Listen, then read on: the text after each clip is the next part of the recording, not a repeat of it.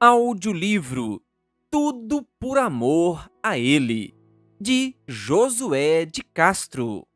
Conclusão: ele era advogado, mas tinha uma grande paixão pela pregação. Mesmo frequentando uma igreja pequena, ele sonhava em construir uma maior, capaz de acomodar 4 vezes mais pessoas. Seu objetivo era ver um grande número de pessoas desfrutando das bênçãos da salvação. Determinado a realizar seu sonho, ele se juntou à igreja e à associação, trabalhando incansavelmente para alcançar seu objetivo. Sua alegria era evidente no sorriso largo que iluminava sua face quando falava sobre a construção. Ele havia feito de Deus o seu sócio em 50% dos lucros da sua empresa. Nesse período da construção da igreja, ele chegou a doar 90% sem que isso lhe fizesse falta alguma. Como ele mesmo comentou, em um momento de necessidade de mais recursos, ele recorreu a um banco para solicitar um empréstimo destinado à construção da igreja. Quando o gerente perguntou sobre as garantias que poderia oferecer, ele mencionou possuir uma casa e 2 carros. No entanto, o gerente sorriu e disse que esses bens não eram suficientes para respaldar o empréstimo. Apesar de já ter investido mais de 8 milhões de reais na construção da igreja, ele só possuía uma casa e 2 carros. Ele poderia ter acumulado um patrimônio muito maior, mas escolheu destinar grande parte de seus recursos à causa de Deus. A construção foi finalizada e no dia da inauguração da igreja, o Dr. Jarbas transbordava de alegria e satisfação. Ele ficou na entrada do estacionamento e cumprimentava as pessoas como se estivesse recebendo amigos em sua própria casa. Seu rosto refletia a alegria de um coração radiante. Que bela visão!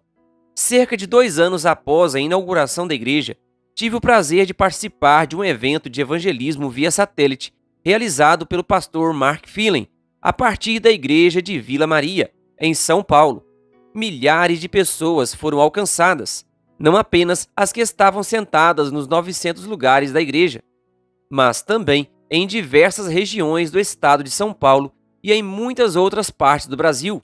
O sonho do Dr. Jarbas se tornou realidade. Essa experiência mexeu com meu coração e imagino que também tenha tocado o coração de Deus. Onde temos colocado o nosso coração? Qual é o nosso tesouro? Jesus disse: onde estiver o seu tesouro, aí estará também o seu coração. Mateus 6, versículo 21. O coração do irmão Jarbas estava em Deus e na salvação de pessoas. Esse era o seu verdadeiro tesouro. A bênção em ser zeloso por amor a Ele. A Bíblia revela que nós somos o tesouro precioso de Deus. Malaquias 3, versículo 17. Quando consideramos o preço infinito que Deus escolheu pagar para nos ter de volta, não conseguimos compreender por que Ele nos ama tanto.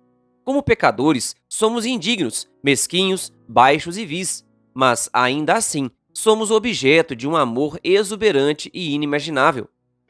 O amor de Deus por nós não pode ser explicado, a não ser através da lente de um amor infinito. Uma música que costumávamos cantar no Quarteto Arautos do Rei expressa bem essa questão. Que amor é esse? Embora não mereçamos, somos considerados por Deus como seu tesouro pessoal e suas joias preciosas. Por outro lado, em Cristo nós recebemos uma riqueza infinita. Em Cristo, Deus concedeu à humanidade um tesouro que abrange todas as riquezas do céu. E aqueles que o aceitam têm a posse de um tesouro que não pode ser calculado ou esgotado. Portanto, nosso amor a Deus é uma resposta ao amor dele. Nós amamos porque ele nos amou primeiro. 1 João 4, versículo 19. Amar a Deus acima de todas as coisas deveria ser nossa reação a esse amor inigualável. Devemos fazer de Deus o nosso tesouro supremo, amá-lo acima de tudo e encontrar em seu serviço a nossa alegria e satisfação. Só poderemos alcançar as verdadeiras riquezas da vida quando fizermos de Deus o amado de nossa alma. A bênção na liberdade por amor a Ele. O pecado nos tornou escravos do mundo. cativos da busca inquieta por coisas e pela luta ansiosa da sobrevivência. Precisamos desesperadamente de libertação. Necessitamos de transformação interior, que só Jesus pode trazer. Não possuímos em nós mesmos a força ou a capacidade para nos livrarmos da ganância que nos mantém escravizados. Quando Jesus chega, ele nos liberta da escravidão do materialismo, da opressão do consumismo e da incessante busca pela sobrevivência e acúmulo de bens. Ele nos guia a coisas mais elevadas que nos proporcionam maior realização e satisfação verdadeira. Busquem em primeiro lugar o reino de Deus e a sua justiça, e todas estas coisas lhes serão acrescentadas. Mateus 6, versículo 33. John Stott diz: a liberdade em Cristo é uma liberdade que nos liberta da busca egoísta por sucesso e fama, e nos capacita a servir aos outros com amor e generosidade. Somente o amor de Cristo pode nos libertar da avareza, do egoísmo e da cobiça. Esse amor nos capacita a amar, servir, sermos generosos e partilhar o que temos com quem necessita. Ao reconhecer o grande amor de Cristo por nós e a liberdade que Ele nos concede, não viveremos para nós mesmos, mas para a glória de Deus e benefício dos outros. Essa liberdade é a liberdade do amor, que desamarra o coração. Jesus nos libertou para amar e servir. Nisso consiste a verdadeira felicidade. Em Jesus, somos libertos da ansiedade quanto ao nosso sustento diário, da inquietação pelas coisas e das preocupações quanto ao futuro, pois nele encontramos a provisão para nossas necessidades, o descanso para nossa mente inquieta e a segurança do futuro que sempre sonhamos. Podemos confiar em Jesus, que disse: eu sou o pão da vida. João 6, versículo 48. Venham a mim, todos vocês que estão cansados e sobrecarregados, e eu os aliviarei. Mateus 11, versículo 28. Eu sou o caminho, a verdade e a vida. João 14, versículo 6. Desfrutar dessa liberdade significa direcionar nossa vida para coisas superiores e concentrar nossos esforços naquilo que nos trará um retorno maior. A bênção na parceria com Deus por amor a Ele. A Bíblia nos ensina que Deus, o grande Criador, nos designou como seus mordomos, sócios e administradores. Ele nos colocou como seus agentes para cuidarmos de seus assuntos aqui na terra. Gênesis 1, versículos 26 a 28, Mateus 25, versículos 14 a 30, 1 Coríntios 4, versículo 2. Essa incumbência nos traz uma grande responsabilidade. Como parceiros de Deus, somos chamados a cuidar da criação, especialmente das coisas e dos recursos que Ele nos concedeu, usando-os de forma sábia e responsável. Isso eleva significativamente nosso status como seres criados à imagem de Deus e nos dá um propósito nobre e importante na vida. É uma grande atribuição, mas também uma grande oportunidade de nos mostrarmos servos fiéis. No livro O Desejado de Todas as Nações, Ellen White escreveu: Cristo fica feliz com seus seguidores quando mostram que, embora humanos, são participantes da natureza divina. A luz que brilha sobre eles é refletida sobre outros em obras iluminadas pelo amor de Cristo. Para isso, Deus dotou o ser humano de energia, tempo, habilidades, recursos financeiros, entre outros, com o propósito principal de cuidar e salvar. Cuidar significa preservar, proteger e zelar pela vida do planeta, dos animais e principalmente das pessoas. Podemos incluir aqui as ações de ajuda a pessoas em situação de vulnerabilidade, como pobres, doentes, famintos, aflitos e assim por diante. Salvar envolve resgate e libertação do pecado, do mal e da perdição. Quando aceitamos essa parceria com Deus, nossa vida ganha um novo significado e um propósito mais elevado.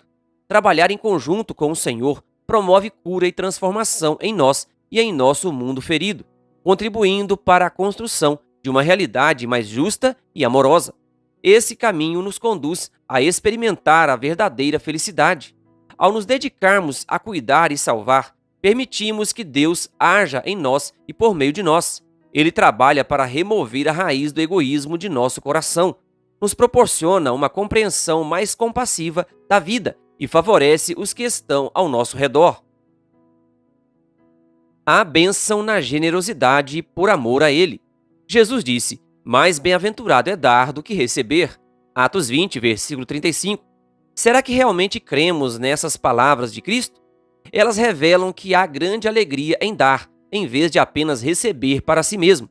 No entanto, muitas vezes ficamos presos em nossas próprias necessidades e desejos egoístas, e esquecemos que dar é uma das maiores alegrias da vida. Se verdadeiramente cremos nas palavras de Jesus, devemos buscar oportunidades para sermos generosos com Deus e para ajudar os outros. A alegria de dar só pode ser experimentada por aqueles que se dispõem a renunciar suas próprias necessidades e desejos em favor dos outros. Não temos essa disposição naturalmente. É Deus quem coloca isso em nosso coração. É um processo contínuo no desenvolvimento da benevolência pessoal. São necessários renúncia, abnegação, desprendimento e compaixão. Contudo, os benefícios de renunciar a si mesmo são imensuráveis e proporcionam uma satisfação muito maior do que qualquer esforço que possamos fazer. Deus sempre nos dá em excesso para podermos compartilhar. Deus pode tornar abundante em vocês toda graça, a fim de que, tendo sempre, em tudo, ampla suficiência, vocês sejam abundantes em toda a boa obra. 2 Coríntios 9, versículo 8. É da vontade de Deus que desenvolvamos a virtude da generosidade, tanto em nossas contribuições por meio das ofertas, quanto em ajudar os necessitados. Isso é a materialização de nossa fé e amor por Deus e pelo próximo. 2 Coríntios 8, versículo 7. Ofertar é uma expressão de amor a Deus e aos outros. O objetivo não é dar mais, mas amar mais. Quando damos de forma sacrificial, não estamos perdendo, mas ganhando. Ganhamos a alegria de ser generosos, o privilégio de investir em coisas eternas e a bênção de confiar em Deus como nosso provedor. Quem reparte generosamente seus bens vê suas riquezas aumentarem. Quem procura segurar mais dinheiro do que necessita acabará na pobreza. Provérbios 11, versículo 24. NBV. Reter tudo para si leva à pobreza. Essa verdade pode ser confirmada ao observarmos o Mar Morto, que apenas recebe água e não compartilha. Por isso, ele não tem vida. Lição: o segredo para viver experiências extraordinárias com Deus é compreender que não somos poços para acumular aquilo que Ele nos dá, mas canais para compartilhar e abençoar a vida de outras pessoas. Você já parou para refletir sobre quanto de seus ganhos você destina para ofertar ao Senhor e ajudar os necessitados? Gostaria de sugerir que você separasse um percentual de suas entradas para esses propósitos e deixasse um caminho aberto para aumentar essa quantia conforme as bênçãos chegassem e as necessidades fossem apresentadas. Lembre-se de que há bênçãos na generosidade, e essa é uma forma de colocar em prática a vontade de Deus para a nossa vida. Há bênção quando doamos por amor a Ele. A oferta é um presente de amor e gratidão que damos a Deus. Ele usa o presente dele para abençoar o mundo. Ele faz com que nossa dádiva contribua para o avanço do seu reino aqui na terra, para a salvação de pessoas e para o cuidado com os necessitados. É fundamental que nossa oferta seja acompanhada de um coração fiel, sincero e amoroso, porque quando damos, o motivo conta muito. Aquele que utiliza as dádivas que lhe foram confiadas segundo os planos divinos se torna colaborador do Salvador, conquista pessoas para Cristo, porque é representante de seu caráter. É atribuída a John Piper a afirmação a seguir: nós somos criados para dar, porque Deus é um Deus de generosidade. Quando damos, estamos refletindo o caráter de Deus e estamos glorificando-o. A oferta é uma forma de adoração a Deus, e Deus se agrada quando damos com um coração alegre e grato. Infelizmente, nosso coração egocêntrico nos leva para longe da liberdade e nos afasta de Deus. Somos naturalmente egoístas e inclinados a buscar a satisfação de nossos desejos e interesses pessoais. João disse: os maus desejos da natureza humana, a vontade de ter o que agrada aos olhos e o orgulho pelas coisas da vida, tudo isso não vem do Pai, mas do mundo. 1 João 2, versículo 16. Que tal pedir a Deus que remova nosso coração egocêntrico e implante um novo coração que seja generoso e altruísta, disposto a agradar a Deus e abençoar os outros? Há bênção na fidelidade por amor a Ele. Há uma ordenança divina que é frequentemente rejeitada por muitas pessoas, mas que deveria ser cuidadosamente considerada e obedecida: o mandamento do dízimo, Levítico 27, versículos 30 a 34. Ellen G. White, em seu livro Conselhos sobre Mordomia, afirma que o dízimo de todas as nossas rendas é do Senhor. Ele o reservou para si. Reivindica o dízimo como seu, e este deve ser sempre considerado uma reserva sagrada. Ele exige esse tributo como prova de nossa fidelidade a ele. Recordo-me de uma irmã que me contou ter o hábito de separar o dízimo assim que recebia seu salário no banco, diretamente no caixa. Ela fazia questão de selecionar as notas mais novas para oferecer a Deus.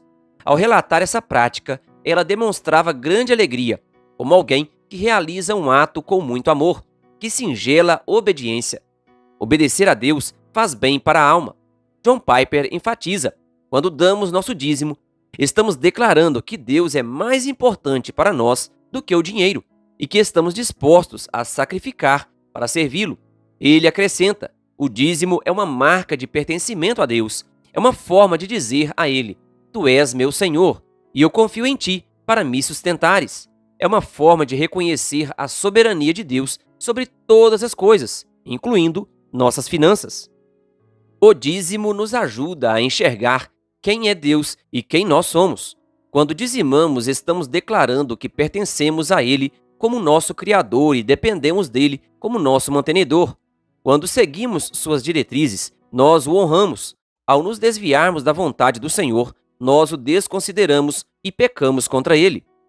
Após uma palestra sobre fidelidade, um jovem veio me procurar indignado com o roubo do som da igreja. Ele questionava como alguém poderia invadir a casa de Deus e cometer um ato desses. Foi nesse momento que, caindo em si, ele se conscientizou de que estava agindo de forma ainda pior do que os ladrões, pois estava roubando a Deus ao não entregar o dízimo. Em seguida, comentou: "Pode isso, pastor?" E concluiu: "Agora já aprendi minha lição." É importante considerar que Deus, o Criador, dono deste mundo, Salmo 24, versículo 1, e Todo-Poderoso, não precisa de nosso dinheiro. No entanto, quando ele nos ordena dizimar, é porque há um propósito que vai além de sua própria necessidade. Porque ele não precisa de nada nem de ninguém. Com isso, Deus quer nos tornar mais obedientes a ele, confiantes nele e dependentes dele. O que você acha de obedecer a esse mandamento do Senhor e ser fiel à sua palavra, mesmo que você pense que não vai conseguir pagar suas contas no final do mês? Dê um passo de fé e faça essa experiência com Deus. Eu, o Senhor Todo-Poderoso, ordeno que tragam todos os seus dízimos aos depósitos do templo, para que haja bastante comida na minha casa. Ponham-me à prova e verão que eu abrirei as janelas do céu e farei cair sobre vocês as mais ricas bênçãos. Malaquias 3, versículo 10. O dízimo é prova de nossa honestidade e fidelidade por amor a Ele. A bênção na obediência por amor a Ele. Ao revermos a história de Pedro na pesca maravilhosa, Lucas 5, versículo 1 a 11, lembramos que, quando Deus manda, dá certo. Nosso papel é confiar, obedecer e lançar a rede, mesmo que isso, humanamente falando, não faça o menor sentido. Ellen White afirma: vitórias não se alcançam com cerimoniais ou ostentação, mas por simples obediência ao mais gradual general, o Senhor Deus do céu. Quem confia neste líder jamais conhecerá derrota. Muitas vezes, em nossa curta visão, não enxergamos os caminhos pelos quais Deus quer nos levar e resistimos teimosamente em fazer nossa vontade em vez de cumprir o que Ele nos pede. O Senhor espera que confiemos nele e sejamos ousados em fazer a sua vontade. Referindo-se ao rei Josafá, a Bíblia diz: o coração dele se tornou ousado em seguir os caminhos do Senhor. 2 Crônicas 17, versículo 6. E qual foi o resultado? Ele se tornou um dos melhores reis de Judá. A obediência abre portas para o agir de Deus. A bênção na dependência por amor a Ele. Na história do profeta Elias, podemos observar um Deus que age como um professor, levando Elias para salas de aula distintas, em Querite e Sarepta, com o propósito de ensinar lições valiosas. O profeta deveria liderar a missão de restauração e reforma do povo de Deus. mas antes precisaria aprender na escola dele. O autor A. W. Tozer apontou em seu livro A Busca de Deus: Elias aprendeu a lição da escola de Deus. Ele aprendeu a conhecer a Deus, a confiar nele e a depender dele como se dependesse do próprio fôlego de vida. Ele aprendeu a enxergar a vida a partir da perspectiva de Deus, e por isso ele sabia o que era realmente importante e o que não era. E, acima de tudo, ele aprendeu que o poder não estava nele mesmo, mas em Deus, que o chamou e o capacitou para realizar sua missão. Todos estamos na escola de Deus em constante aprendizado. Ele quer nos preparar para cumprirmos nossa missão pessoal. Para isso, é preciso desenvolvermos humildade e estarmos abertos ao que Ele tem em mente para nós. Precisamos deixar que Deus nos guie e nos ensine a viver em submissão a Ele e dependência dele. A bênção na dependência de Deus. Estar perto do Senhor e experimentar suas providências é o melhor que pode nos acontecer. A bênção na submissão por amor a Ele. Acã é um exemplo de personagem bíblico que nos ensina o que não devemos fazer. Sua rebeldia, insensibilidade e desafio às ordens de Deus resultaram em estratégia pessoal, familiar e de todo o povo. Ele colheu os frutos de sua desobediência. Sua cobiça o levou à destruição. Ele cometeu o grave erro de pegar coisas proibidas e condenadas, bem como roubar coisas consagradas, que Deus havia ordenado que não fossem tocadas. Hoje, a mesma advertência dada a Acã se aplica a nós. Não devemos trazer para a nossa vida coisas condenáveis, proibidas, que desagradam a Deus, como programas de TV, filmes, sites, músicas, vícios, comidas, bebidas e ambientes impróprios. Temos que manter essas coisas longe de nós. Ao mesmo tempo, é importante não tratarmos as coisas sagradas como se fossem nossas propriedades. A Bíblia nos ensina que o sábado, nosso corpo, os dízimos e as ofertas são sagrados, separados para um propósito divino. Deus não nos autoriza a fazer o que quisermos com aquilo que Ele chama de santo. Deus espera que tratemos o sagrado com respeito, reverência e cuidado. Quando profanamos o sábado, negligenciamos o cuidado com o nosso corpo, deixamos de dizimar e ofertar. Estamos desagradando a Deus, pois estamos tratando de forma leviana aquilo que Ele separou para sua glória e para sua obra. Não devemos tocar nas coisas condenadas, muito menos nas consagradas, com a advertência de que isso vai afastar Deus de nossa vida e vai impedi-lo de nos livrar dos nossos inimigos. Max Lucado comenta: o pecado é como a sinalização de não tocar, que encontramos em algumas exposições em museus. Deus coloca essa sinalização para nossa própria proteção. A violação da sinalização é perigosa.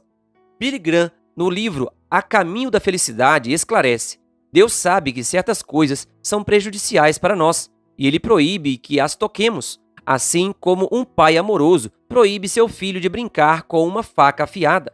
Se desobedecermos a Deus e tocarmos nas coisas que Ele proibiu, podemos sofrer graves consequências físicas, emocionais e espirituais. A Bíblia ensina: não se enganem, de Deus não se zomba, pois aquilo que a pessoa semear, isso também colherá. Gálatas 6, versículo 7. John Bevere comenta que a Bíblia nos mostra dois homens, um no Antigo Testamento e outro no Novo, que tocaram no que era santo e morreram. Esses exemplos são duros, mas mostra que Deus é sério quanto à santidade. Ele exige que seus filhos o levem a sério. A bênção na entrega de tudo por amor a Ele. Abraão é um personagem bíblico que impressiona pela sua confiança inabalável em Deus. Quando o Senhor lhe impediu que sacrificasse seu filho, que era a coisa mais preciosa que tinha, Abraão não hesitou. Ele sabia quem era Deus e o que podia esperar dele. Havia uma convicção em Abraão de que havia uma bênção escondida na ordem divina. Essa era a lógica de quem sabia que de Deus só vem bênção, nunca maldição. Era preciso confiar e esperar. Foi sua experiência diária com Deus que fez com que Abraão cresce e agisse dessa maneira tão resolvida. Abraão não reteve nada, entregou tudo. Oswald Chambers, no livro Tudo para Ele, escreveu: entregar tudo a Deus significa uma devoção total a Ele, sem reservas. Significa entregar todas as áreas de nossa vida, incluindo nossos desejos, sonhos e aspirações e confiar que Ele tem um propósito maior e melhor para nós. O escritor A. W. Tozer disse: entregar tudo a Deus significa que entregamos nossa vida inteira a Ele, sem exceção. Isso significa que renunciamos à nossa vontade própria e nos submetemos completamente à vontade de Deus, não importando o custo. Ellen White escreveu: aqueles que sacrificam a existência neste mundo por amor a Cristo vão conservá-la para a vida eterna. O grande evangelista Charles Spurgeon, em um sermão sobre a entrega total que Abraão fez ao se dispor a sacrificar seu filho Isaque, reflete que Abraão colocou seu filho como um sacrifício nas mãos de Deus, e o Senhor o abençoou com a promessa de bênçãos imensuráveis. Quando entregamos tudo nas mãos de Deus, Ele é capaz de nos abençoar imensamente. Abraão representa Deus. O plano de Deus era entregar tudo, e Ele o fez ao dar seu filho Jesus. O plano do Senhor para nós é que também entreguemos tudo, não para nossa perda, mas para nossa redenção. Assim, Ele poderá fazer tudo por nós, em nós e através de nós. Quando entregamos tudo nas mãos de Deus, experimentamos uma sensação de paz e confiança em sua providência. Sabemos que, como soberano do universo, Ele está no controle de todas as coisas, inclusive de nossa vida. Mesmo quando não compreendemos os planos e propósitos que Ele tem para nós, precisamos confiar e esperar. Além disso, quando entregamos tudo nas mãos de Deus, somos livres do fardo de tentar controlar as coisas e podemos confiar que Ele nos guiará em direção ao melhor caminho. Quando entregamos tudo, nada nos falta. Tudo que fizermos deve ser por amor a Ele. Nossa entrega, nossa fidelidade, nossa confiança, nossas doações, nosso cuidar e salvar, nossa busca de Deus, nossa obediência, nossa dependência, nossa submissão e nossa procura por liberdade.